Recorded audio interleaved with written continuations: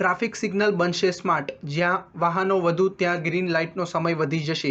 એએમસીની જાહેરાત. અમદાવાદ મ્યુનિસિપલ કોર્પોરેશને જૂની બોટલમાં નવા દારૂ જેવી સ્માર્ટ ટ્રાફિક સિસ્ટમ યોજના ફરી એકવાર શરૂ કરવાની જાહેરાત કરી દીધી છે. Ahmedabad municipal corporation activate traffic control સિસ્ટમના નામે હવે સ્માર્ટ ટ્રાફિક સિગ્નલ બનાવશે.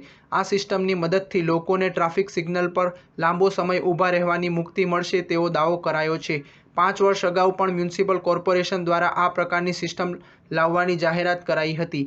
વિચાર કરો એ સ્થિતિની જ્યારે તમને ટ્રાફિક સિગ્નલ પર રાહ જોવી કેટલી કંટાળાજનક લાગે છે, જ્યારે તમે જુઓ કે બીજી લેનનું સિગ્નલ ગ્રીન છે પણ ત્યાં કોઈ વાહન જ નથી. ઘણી વખત અન્ય સિગ્નલ પર વધારે વાહનો નહીં હોવા છતાં ટ્રાફિક સિગ્નલમાં જે સમય મર્યાદા અગાઉથી ફિટ કરેલી છે તેના માટે ના છૂટકે રાહ જોવી પડે છે.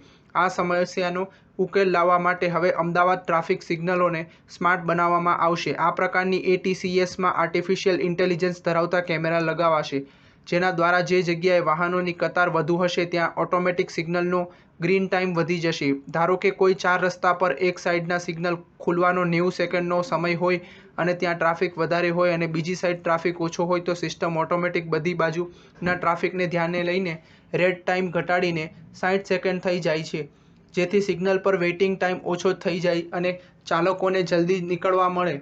આ સિસ્ટમમાં જેવો ટ્રાફિક ક્લિયર થઈ જશે કે તરત જ સિગ્નલ બંધ થઈ જશે અને બીજી લેન માટે સિગ્નલ ખુલી જશે. અત્યારે ટ્રાફિક સિગ્નલ પરના ટાઈમર્સ ફિક્સ કરેલા છે. સ્ટાર ન્યૂઝ 7 હંમેશા સચ્ચાઈની સાથે.